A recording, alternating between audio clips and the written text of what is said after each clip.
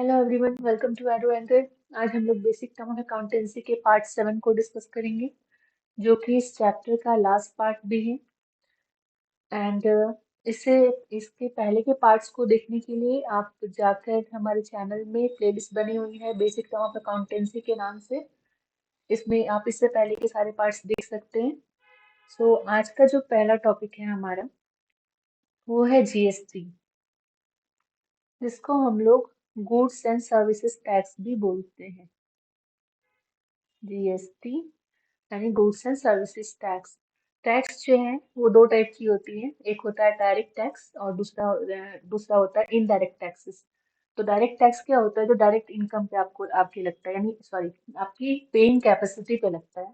वो आइडर आपकी इनकम पे लगे या फिर कैपिटल गेन पे लगे या फिर आपकी कॉर्पोरेट, ये कॉर्पोरेट टैक्स जो हो गया, ये सारा आपका डायरेक्ट टैक्सेस है। और इनडायरेक्ट टैक्सेस जो हैं, उसमें बहुत सारे टैक्स आते हैं, जैसे सेल्स पे टैक्स लग गया, वैट लग गया, सर्विस टैक्स लग गया, जो हम लोग एक्साइज ड्यूटी पे करते हैं, वो सारा कुछ इनडायरेक्ट टैक्स के अंदर आता है। तो जितने भी इनडायरेक्ट टैक्सेस थे, उन सबको मर्ज करके एक विंडो के अंदर ले आया गया, जिसको हम लोग गुड्स एंड सर्विसेज टैक्स के नाम से जानते हैं, या फिर जिनको हम लोग जीएसटी बोलते हैं। जीएसटी जो होता है, ये अ, ये पे किया जाता है परचेस के टाइम पे। दैट मीन्स जब भी कोई बिजनेस जो है रीसेलिंग के पर्पस से अपना स्टॉक लेकर आती है, तो परचेस के टाइम पर ही जीएसटी पे कर देती है गवर्नमेंट को। लेकिन जीएसटी कलेक्ट तब होता है जब वो गुड्स का रीसेलिंग होता है, तब कस्टमर जब पैसा पे करता है, तब वो जीएसटी जो बिजनेस है वो ऑलरेडी पे कर चुकी है गवर्नमेंट को, वो कलेक्ट करती है कस्टमर से। तो उसको सिंपल वर्ड्स में अगर हम लोग जानना चाहें, तो ये क्या होता है? जीएसटी जो है, ये और indirect taxes like excise duty, sales tax, VAT, service tax, etcetera have been merged into a single tax known as GST, and it is paid at the time of purchase and collected at the time of sale. ये है GST. The next हमारा term है, वो है entry. Entry क्या होता है? जब भी एक ट्रांजेक्शन को हम लोग बुक्स ऑफ अकाउंट में रिकॉर्ड करते हैं, तो हम लोग उसको एंट्री बोलते हैं। ठीक है, यानी कोई भी ट्रांजेक्शन जब हुआ है, तो हमने पहले ही पढ़ा था कि जब ट्रांजेक्शन होता है तो वाउचर होते हैं उसके लिए, एंड उस वाउचर के बेसिस पे हम लोग ट्रांजेक्शन जो है वो रिकॉर्ड करते हैं। तो जब वो ट्रांजेक्शन को हम लोग रिकॉर्ड कर लेते हैं अपने बुक ऑफ अकाउंट में, तो हम लोग उसको एंट्री बोलते हैं। Then insolvency. इंसॉल्वेंसी क्या होती है? जब एक पर्सन अपना डेट्स जो है, या फिर अपना जो भी उसने लोन लिया हुआ है, उसको पे नहीं कर पाता, उसकी पेइंग कैपेसिटी खत्म हो जाती है या कम हो जाती है, तो उसको हम लोग इंसॉल्वेंसी का सिचुएशन बोलते हैं। इसका इंसॉल्वेंसी क्या है? It is when a person or business can't pay their debts on time. It is like being financially stuck, either because they don't have enough cash on hand or because the total debts are greater than total assets. तो ये दो type की होती है। एक होता है cash flow insolvency, जिसमें होता है कि जो बिजनेस है उसके पास इनफ कैश नहीं है हाथ में, जिसको हम लोग बोलते हैं कैश फ्लो इंसॉल्वेंसी। एंड दूसरा जो होता है वो बैलेंस शीट इंसॉल्वेंसी होता है, जिसका मतलब क्या होता है कि जो टोटल डेट्स है बिजनेस का, उसकी टोटल एसेट्स से ज्यादा है, तो उसको हम लोग बैलेंस शीट इंसॉल्वेंसी कहेंगे। अब इस इंसॉल्वेंसी, इस वर्ड से दो और वर्ड निकल के आते हैं, इंसॉल्वेंट, इंसॉल्वेंट। इंसॉल्वेंट क्या होगा? अ पर्सन या फर्म जो पे करने के पोजीशन में नहीं है। सॉल्वेंट क्या हुआ? जब एक पर्सन के पास उसकी पेइंग कैपेसिटी है, दैट मीन्स वो अपने डेट्स को पे कर सकता है। सो इंसॉल्वेंट क्या है? A person or a firm which is not in a position to pay its debt are called insolvent. And solvent क्या है? A person or firm which is in a position to pay its debts is called solvent. जब वो पे नहीं कर सकता है तो इंसॉल्वेंट है, जब वो पे कर सकता है तो सॉल्वेंट है। देन है बैड डेट्स। हम लोग इसके पहले वाले पार्ट्स में डेटर पढ़ चुके हैं। डेटर क्या होता है, जब क्रेडिट में सेल होता है तो जो पर्सन सेल को रिसीव करता है, पर्सन या फर्म, तो उसको हम लोग डेटर्स बोलते हैं। अब फॉर वॉट एवर रीजन अगर वो पर्सन या वो फर्म अपनी जो क्रेडिट में जो सेल हुई थी उसका पेमेंट नहीं कर पाता, दैट मीन्स फर्म को पेमेंट रिसीव नहीं हो पाता, तो उस पर्सन या उस फर्म को हम लोग एक वर्ड से जानते हैं, बैड डेट्स। बैड डेट्स का मतलब क्या होता है कि जो भी अमाउंट है सेल्स जिसका सेल हुआ है वो अब रिकवर नहीं होगा।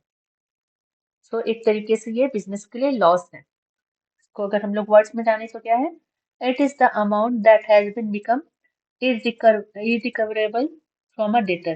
It is a business loss and is debited to profit and loss account as a expense. ये लॉस है बिजनेस के लिए क्योंकि ये फ्यूचर में पेमेंट रिसीव होने वाला था, पर अब बिजनेस को ये कंफर्म हो गया है कि ये जो पैसे हैं वो रिसीव नहीं होंगे, और इसी को हम लोग बैड डेट्स के नाम से जानते हैं। अब जो नेक्स्ट टॉपिक है वो है टर्नओवर। टर्नओवर का मतलब क्या होता है कि पर्टिकुलर पीरियड में टोटल सेल्स क्या हुआ है, यानी एक पर्टिकुलर पीरियड में हुए टोटल सेल को हम लोग उस बिजनेस का टर्नओवर बोलते हैं। It means total sales made in a particular period. Then the next हमारा जो टॉपिक है वो है लाइव स्टॉक। लाइव स्टॉक जैसा वर्ड सजेस्ट कर रहा है, ये जो होता है इसमें एनिमल्स होते हैं, कैटल होते हैं, हॉर्सेस होते हैं, इनको हम लोग लाइव स्टॉक के नाम से जानते हैं। Domestic animal such as cattle horses are known as live stock. फिर इन्वेस्टमेंट, हम लोग ये पढ़े थे पहले प्रॉफिट जब हम लोग डिस्कस कर रहे थे, तो कि जब किसी बिजनेस का प्रॉफिट अच्छा होता है तो वो इनकरेज करता है किसी भी पर्सन को या फर्म को कि वो अपने बिजनेस में और इन्वेस्ट करे। तो इन्वेस्टमेंट का मतलब क्या होता है, ये डिप्लॉयमेंट ऑफ फंड होता है। दैट मीन्स कोई भी जो बिजनेसमैन है या फिर कोई भी फर्म जो है, वो जब जो अपने बिजनेस में जब ज्यादा जब डिप्लॉय करती है फंड यानी पैसे लगाती है, तो उस प्रोसेस को हम लोग इन्वेस्टमेंट बोलते हैं। It refers it investment refers to deployment of fund in share or debentures of company with intention of earning a return, जिसको रिटर्न को हम लोग वन वर्ड में क्या बोलते हैं, प्रॉफिट बोलते हैं। फिर है रिसिप्ट।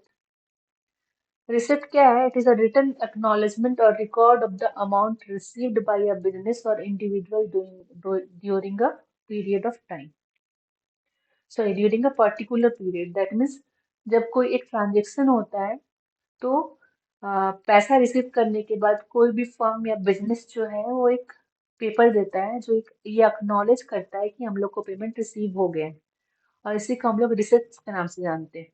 ये समहाउ वाउचर के जैसा होता है, but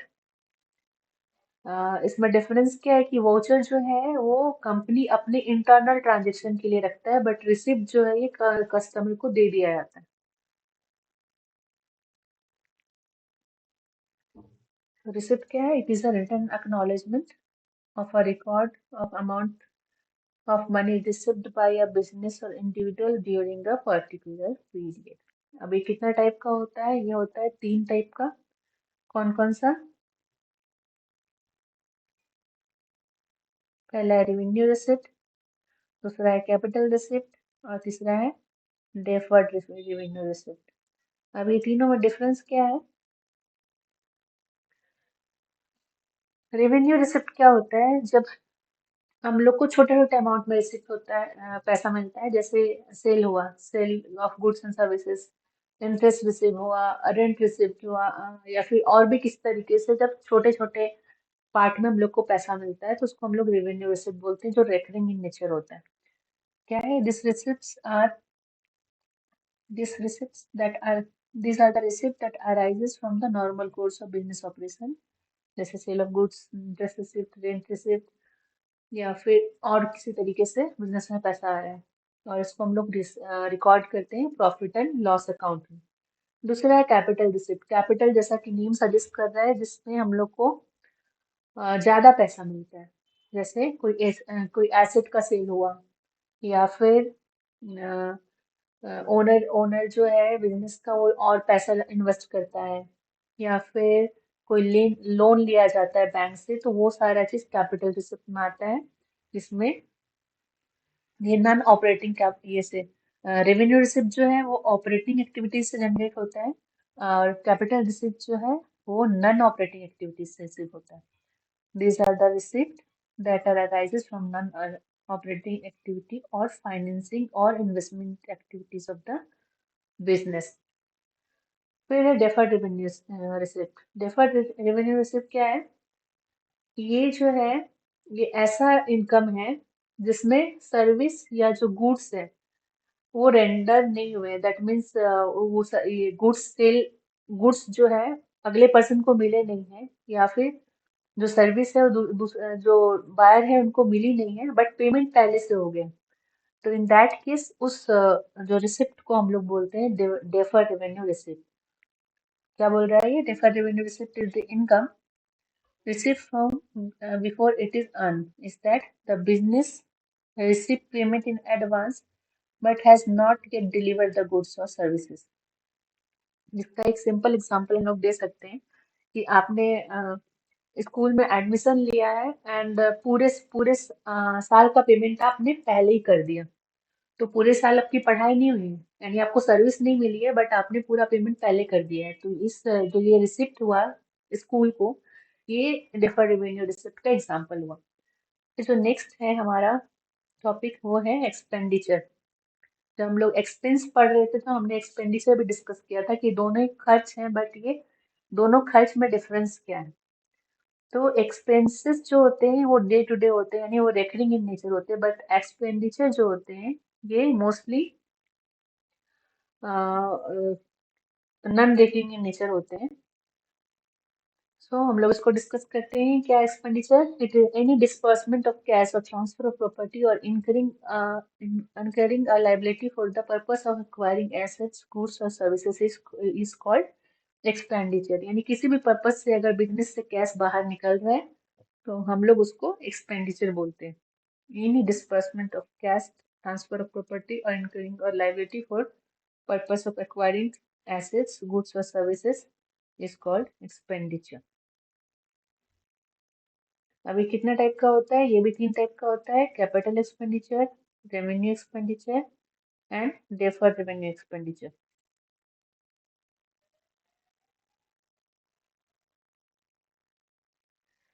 Deferred revenue, capital expenditure क्या है? Any expenditure which is incurred in acquiring or increasing the value of fixed asset is called capital expenditure। क्योंकि जो फिक्स्ड एसेट है वो कभी भी छोटे अमाउंट के एक्सपेंडिचर से वो कभी एक्वायर नहीं होंगे, लाइक लैंड खरीदना, मशीनरी खरीदना, प्लांट लगाना। तो ऐसे ये सारे जो एक्सपेंडिचर होते हैं इसको हम लोग कैपिटल एक्सपेंडिचर बोलते हैं। That is incurred in acquiring or increasing the value of fixed assets in term as capital expenditure। दूसरा है रेवेन्यू एक्सपेंडिचर। ये जो होता है ये any expenditure the full benefit of which is received during one accounting period is termed as revenue expenditure। यानी कोई भी ऐसा खर्च जिसका यूज जो है पूरी तरीके से एक अकाउंटिंग पीरियड के अंदर में ही हो जाता है उसको हम लोग रेवेन्यू एक्सपेंडिचर बोलते हैं। जैसे सैलरी पे हुआ, तो एक अकाउंटिंग पीरियड में अगर मान 12 मंथ्स हैं तो 12 जितनी भी बार सैलरी पे हुआ तो उसी अकाउंटिंग पीरियड के अंदर वो काम जो है उस पर्सनल से ले लिया गया। या फिर जो रेंट हम लोग पे किए, इलेक्ट्रिसिटी पे किए, ये सारा कुछ क्या हो गया? रेवेन्यू एक्सपेंडिचर हो गया। Any expenditure the full benefit of which is received during one accounting period is called revenue expenditure. और ये एक्सपेंस भी कहा जा सकता है इसको, revenue expenditure. Then deferred revenue expenditure. There are certain expenditure which are revenue in nature, but this one is but, not but. There are certain expenditure which are revenue in nature, but the benefit of which is likely to be derived over a number of years. Such expenditure are termed as deferred revenue expenditure. Such expenditure generally last between 3 to 7 years।